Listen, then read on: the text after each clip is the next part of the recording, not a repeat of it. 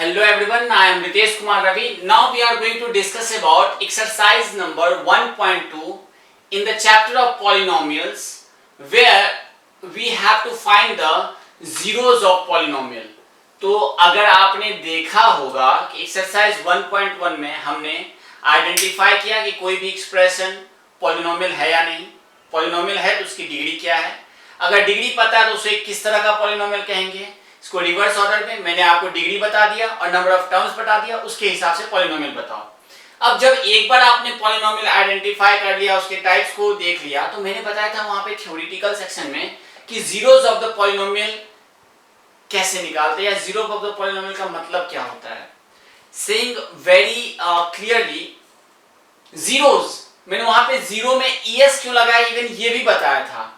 और तीन टर्म्स मैंने लिए थे और तीन टर्म्स में कौन कौन से थे। पहला था मेरा एक्सप्रेशन, और एक्सप्रेशन को मैंने बोला था कि हम इंटरचेंजेबली एक्सप्रेशन और पॉलिनोमियल को एक ही चीज बोलते हैं, विच हैज मेनी वैल्यूज और which is just a combinations of variable and a constant. और पॉलिनोमियल्स के मैंने वहां पे स्टैंडर्डाइज्ड फॉर्मेट भी बताया था, राइट, ताकि अगर पूछे पॉलिनोमियल है सिंपली उसे स्टैंडर्ड फॉर्मेट में ले जाकर के देखिए, उसके हिसाब से टर्म्स पावर जो भी पूछा जाएगा आप बता सकते हैं।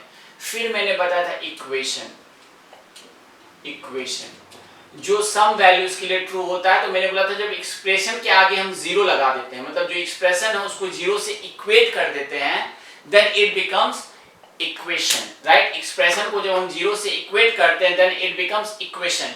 फिर मैंने फॉर्मूला बताया था कि ऐसा इक्वेशन लेफ्ट और राइट में मिला करके जो सारे वैल्यूज के लिए ट्रू हो, जहां पे मैंने आम प्लस लीची का होल स्क्वायर या 2 + 3 का होल स्क्वायर, जिसमें मैंने सारे फॉर्मेट्स बताए थे।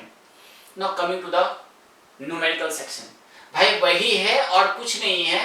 आपको कोई पॉलिनोमियल सपोज इस टाइप से दे दिया जाएगा, आपको पहले क्या बोला जाएगा कि भाई अभी मैं जीरोस की बात नहीं कर रहा हूं, पहले तो आप उस पर्टिकुलर पॉलिनोमियल, जैसे ये एक पॉलिनोमियल है, उसके एक वेरिएबल, चूंकि आप polynomial in one variable means polynomial में सब जगह एक ही वेरिएबल है, उसमें उस पर्टिकुलर वेरिएबल का वैल्यू रखने पे क्या रिजल्ट आता है वो बताएं। जैसे 5x² - 4x² + 3, भूल मत जाना कि यहाँ पे भी पॉलिनोमियल चेक करना होगा। अगर अच्छे टीचर होंगे तो पहले वो यहीं पे फंसा लेंगे। कॉम्पिटिटिव एग्जामिनेशन में पूरा कॉन्सेप्ट होगा, जिसके पास कॉन्सेप्ट है वो ऐसी चीजें हैं। अगर सपोज करो कि कोई अगर घुमाना चाहे और यहाँ पे √x डाल दिया, x पर -1 डाल दो और बोले कि बताओ इसका जीरोस निकालो, तो पहले बोलना है सर पॉलिनोमियल है, पहले वो तो चेक करो। तो हमेशा ये चीजें दिमाग में लेके चले, ऐसा नहीं कि एक्सरसाइज खत्म तो कॉन्सेप्ट खत्म। You have to keep all this things in your brain for better और अ बिगर पर्सपेक्टिव, फाइन। तो ये जो एक्सप्रेशन आपको दिया हुआ है उसका बोल रहा है, और इसको हम px से रिप्रेजेंट कर सकते हैं, क्योंकि मेरा एक ही वेरिएबल है तो कोई दिक्कत नहीं। इसको इसने दो पार्ट में डिवाइड कर दिया है कि भाई ये दो टाइप का क्वेश्चन हो गया, टाइप 1 हो जाएगा ये सा, टाइप 2 ऐसा। तो सिंपली इस वाले एक्सप्रेशन में x का वैल्यू 0 रखेंगे तो यहाँ 0, तो ये 0 ये 0 तो +3 हो जाएगा। 1 रखेंगे तो 5 × 1 x यहाँ पे सिंपली रख दो, जो है वैसे ही। नकल को अकल नहीं होता है, आप उसके हिसाब से सिंपली रख दे। और ये बचपन में जानते हैं किस तरह से करते हैं, -4 + 3। पहले क्या बोर्ड मास पढ़ा था, देखो यहाँ पे बोलते हो कि सर मुझे जो बचपन की क्लास से कहाँ जरूरत, देखो बोर्ड मास की जरूरत पड़ जाएगी, ठीक, उसके हिसाब से इसको कैलकुलेट करें और उसका रिजल्ट पता है, राइट। पहले एडिशन होता है तो 4 + 3 कितना हो जाएगा 7, 5 - 7 = -2। तो ये सब चीजें थोड़ा ध्यान रखिएगा, बोर्ड मास की चीजों में बहुत इंपॉर्टेंट है, वरना यहाँ तो सर सब सीख गए और बोर्ड मास में गायब हो गया। कुछ समय 2 + 2 / 4 पूछा, अरे सर इसका आंसर तो 1 होगा, तो बोर्ड मास कहाँ गया, तो सर वो तो मैंने पिछले क्लास में और वही मैं भूल गया। तो ऐसी चीजें नहीं होनी चाहिए। न्यूमेरिकल्स मींस पूरा दिमाग का सारा, जितने कहते हैं आंख कान नाक जीभ त्वचा, ये सारे ज्ञान इंद्रियां बिल्कुल खोल के रखना है, राइट। लाइकवाइज -1 का वैल्यू रख करके हम निकाल लेंगे। अब इसने थोड़ा डिफरेंट मोड में कर दिया कि ये जो पॉलिनोमियल उसको हम px बोलेंगे, ऑब्वियसली बोल सकते हैं, तो आप p(0) निकालो। तो वही चीज अलग तरीके से बोल रहा है कि px में 0 का वैल्यू x की जगह पे जहां पे है उसको निकालो तो वैसा ही वैल्यू आएगा। p(1) जो मैंने निकाला है, इसको दो अलग अलग तरीके से आपको पूछ सकता है, बस ये एक बताने का तरीका है, फाइन। तो ये हुआ पॉलिनोमियल दे दिया जाएगा, कोई एक पॉलिनोमियल इस तरह का, उसको px से रिप्रेजेंट कर देंगे, और पॉलिनोमियल जिस टाइप का होगा उसका वैल्यू, जैसे p(0) डाल दिया तो जहां जहां x है वहां वहां 0 डाल देंगे। आगे हम जब टू वेरिएबल्स टाइप्स में पढ़ेंगे तो वहां पे x और y, a और b ये सब भी बातें करेंगे, बट यहाँ पे आपको इतना ही करना है, बच्चों वाला काम, put the value and get the result, that's it. अब थर्ड टाइप का क्वेश्चन क्या पूछता है आपसे, what are the zeros of polynomial. अब ये क्या कह रहा है कि देखो मैंने तुम्हें वैल्यू पुट करना तो बता दिया, बताओ उस पर्टिकुलर पॉलिनोमियल जो आपको दिया हुआ है उसमें हम क्या वैल्यू रखेंगे कि वह उसका जीरोस होगा। जैसे अगर मैं यहाँ पे 3 वैल्यूज रखा हुआ हूँ, जैसे ये कितने वैल्यूज है -1, किस वैल्यूज के लिए, जैसे सपोज ये कि x + 5 में राइट उसने सपोज करो कि x = 0 दे दिया, x = -2 दे दिया, x = -5 दे दिया, हम पुट द वैल्यू किया और फाइनली किस वैल्यू के लिए वो जीरोस हो गया है, तो जिस वैल्यू के लिए वो जीरो होगा वह उसका जीरो कहलाएगा, उस पॉलिनोमियल का जीरो कहलाएगा।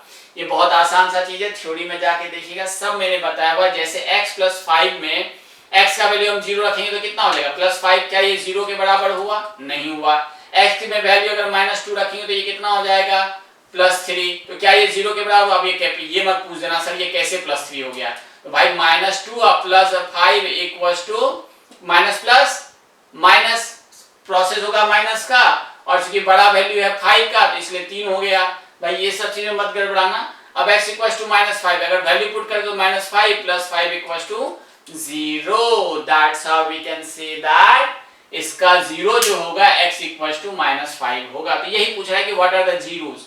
अब जीरोस मींस एक से ज्यादा भी हो सकता है, एक से कम भी हो सकता है, या एक भी हो सकता है, तो उस हिसाब से वो s या es लगाता है, फाइन। अब आपको कोई एक पर्टिकुलर एक्सप्रेशन दे दिया जाएगा और बोलेगा कि उसका आप जीरो निकालिए। फॉर एग्जांपल जैसे यहाँ पे p(x) मैंने आपको दे दिया है 5, जैसे सपोज कीजिए कि मैंने एक्सप्रेशन आपको क्या दे दिया p(x) = x + 5 और बोल रहा है कि इसका आप जीरोस निकालें। भाई इसका जीरोस निकालेगा तो जो मैंने इक्वेशन का फॉर्मूला बताया था ना कि जीरो निकाल के इसको हम 0 के बराबर रख देते हैं। अब ये प्लस है, इसको इधर लाएंगे तो ये क्या हो जाएगा x = -5। मतलब अगर जो इक्वेशन को सॉल्व करना आपने बचपन में सीखा था, कोई भी एक्सप्रेशन को अगर इक्वेट टू 0 कर देते हैं, इसको इक्वेट टू 0 कर देते हैं, तो जिस वैल्यू के लिए 0 आएगा, जैसे cx + d, अब ये इसका जीरो निकाला 0, फाइन ये 0 रखा मैंने, हेंस cx = कितना हो जाएगा -d, हेंस x = -d/c, तो इसका जीरोस क्या हो गया -d/c। तो मैं कंक्लूड करता हूं ये टॉपिक। आपको पहले एक कोई पॉलिनोमियल दिया रहेगा, डिफरेंट वैल्यूज के लिए आपको चेक करना है ना, हिट एंड ट्रायल मेथड से कि इसके पॉलिनोमियल का क्या वैल्यू आएगा।